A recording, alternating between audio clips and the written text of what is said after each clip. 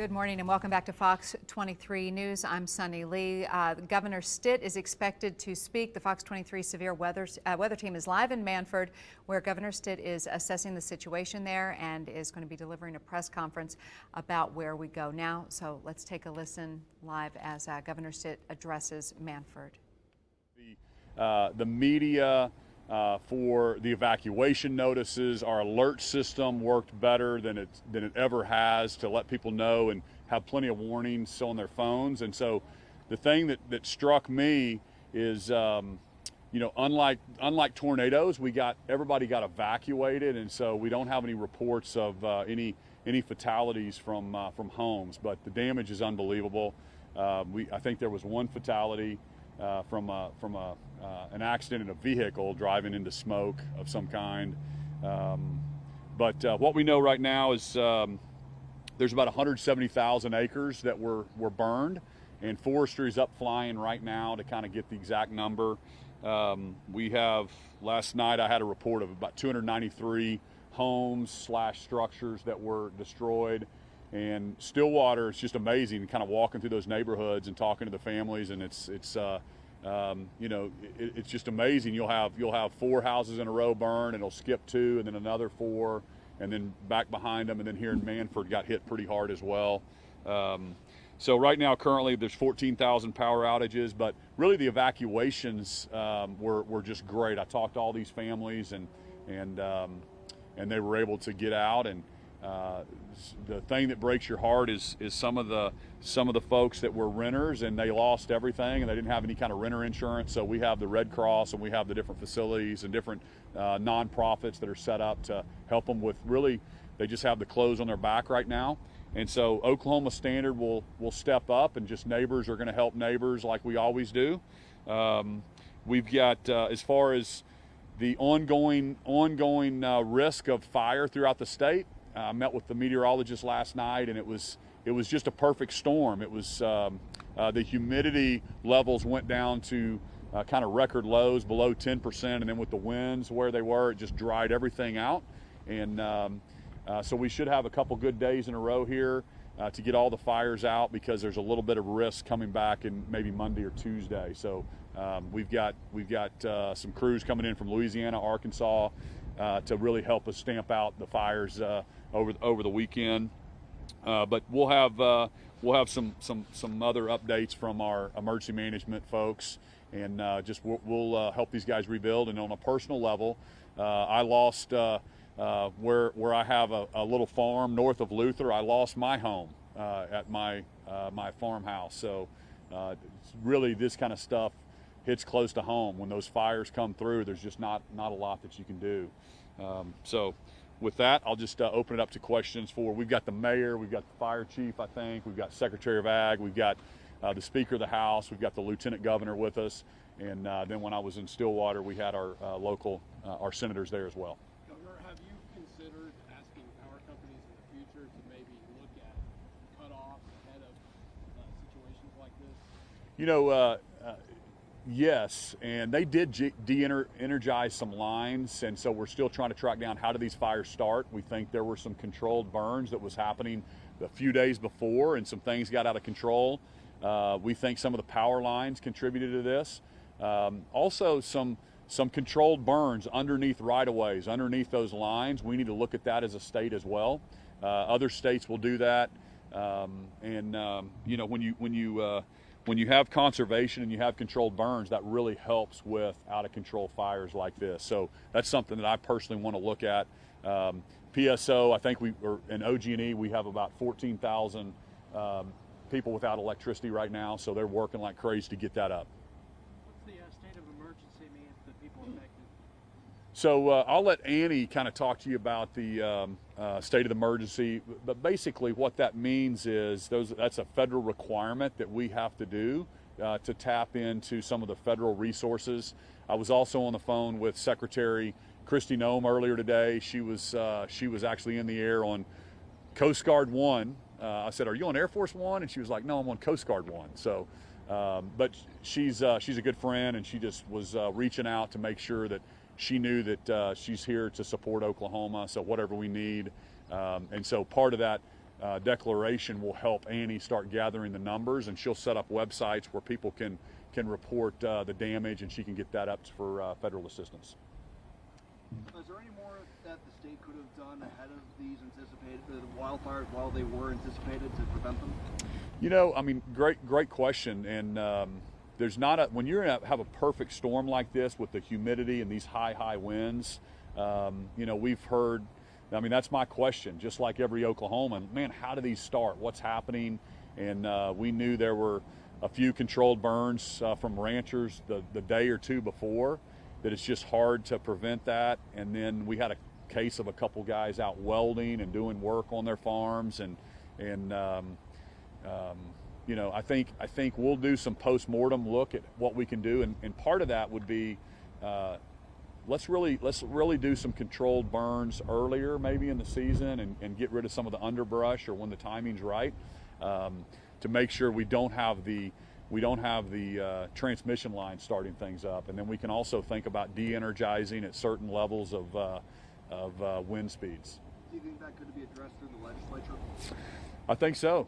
We've got the speaker here, but I can assure you that OG&E and our partners, they want to provide power to our homes, and they're trying to keep people safe. So they're looking at their grid as well, and that's also part of the need to continue to upgrade and continue to have you know, the right infrastructure in the state. So Oklahomans will continue to do that as well. Was there a reason that the National Guard was not activated to help with these evacuations last night? You know, there's no real reason except we weren't really requested. So the local sheriffs, municipalities, fire departments, also the alerts came right to the phones, and so I was really quizzing our team last night at the Emergency Command Center, making sure, but within 10 minutes, we do that quicker than any other state. When the locals say, hey, we're seeing smoke, and when our meteorologists are predicting things, we're sending that directly out to people's phones.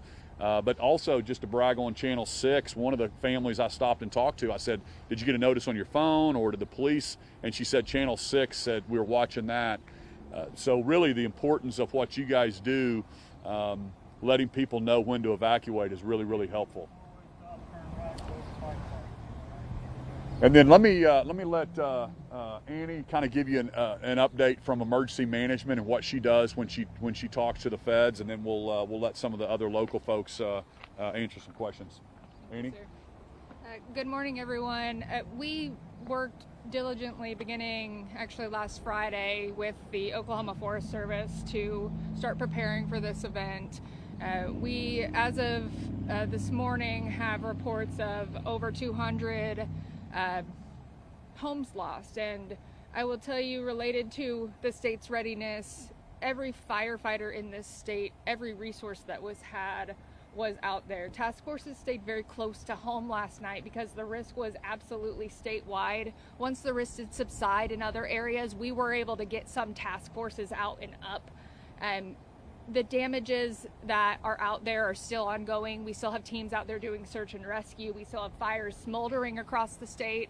And we did submit and get approved 8 fire management assistance grants last night from the Federal Emergency Management Agency. What that allows for is any of these response costs that the state governments, local governments, fire departments incurred last night in just putting everything together to try to put these fires out will be reimbursable.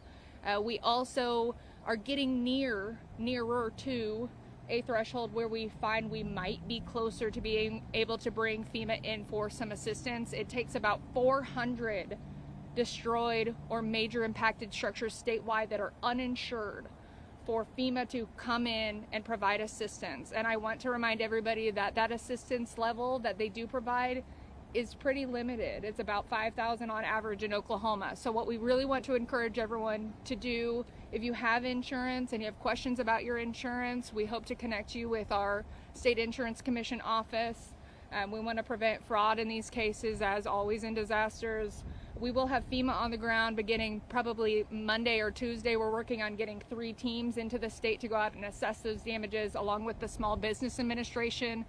If FEMA is not approved, if we don't have enough damage to make the request, the Small Business Administration It takes 25 structures, major or destroyed, which is a lot more reasonable. We can almost assure you that we are at that level, and they can provide low interest loans to those that have lost everything, and it is absolutely a better financial opportunity to have long-term recovery.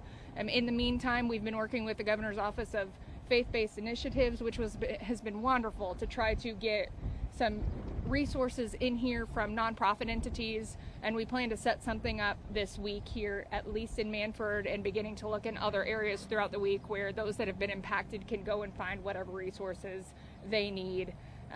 We're here to support. We try to communicate as best as we can, and we're going to be here as long as the community needs us to be here. So thank you.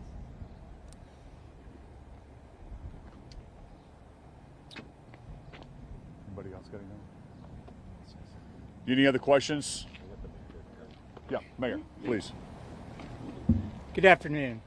It's been a rough night, I can assure you of that. I want to thank the governor for being here. I want to thank the vice governor for being here, and also our representative speaker, Kyle Hilbert. So many others to thank. We got a lot of help last night. We got help from Sand Springs, Bixby, had a task force team come in from Rogers County. It got here kind of late, but they really helped us out a lot. Had a lot of small community firefighters here also. But as Amy was saying, there were so many fires going on everywhere. What we usually rely upon as municipal aid wasn't available last night. So it was kind of to each his own. And I know there are a lot of people around the state suffering right now. But appreciate you being here, Governor. Appreciate the support that we're getting. We're setting up some food areas at the Phelps IGA store. There have been several vendors that have donated food and their time, and we appreciate that. I just want to say quickly that Manford's a strong town. It's a tight-knit community, and this town will survive this. The community will come together as we always do, and we'll get through this. Thank you. Thanks, everybody. Yeah. There's going to be people that want to help. What's the best way anyone maybe living around Manford can get involved? Annie? If you want to get involved, I would encourage you to reach out to our office directly. You can visit our website at oem.ok.gov. Also here locally, they do have a local emergency manager, and that goes statewide. If you're eager to help, please contact your local emergency manager and they can connect you in. Please do not self-deploy to these areas. They are still, as we mentioned, smoldering and a little bit dangerous. We will issue calls for help as they arise. Governor, have you considered issuing a further burn ban or any other special declaration? You know, we've got an emergency declaration in place, and then as the meteorologist and our team lets us know what we need to say on the burn ban, yeah, we'll quickly do that kind of thing. And really, it's just you know, Oklahomans have to be really careful when they're burning ranch land and pasture land, and you've got to contact your locals. But also, every county commissioner can look at that, and they can do that as they need to, county by county as well. So. Thanks, everybody.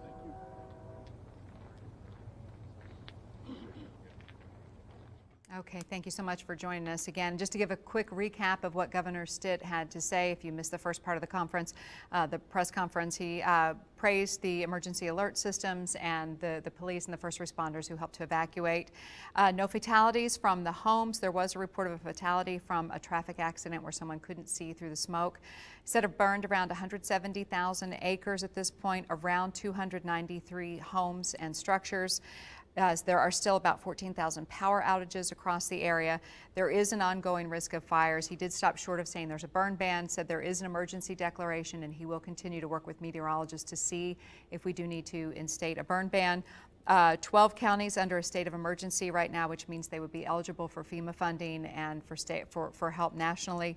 And he said looking forward that there may be some opportunities for controlled burns earlier in the season, also de-energizing power lines before they could spark a fire. And if you would like to help, they did give an address where you can go, oem.ok.gov. That's Office of Emergency Management. So oem.ok.gov if you would like to reach out and offer help. All right, thank you so much for joining us. We go back now to regular programming.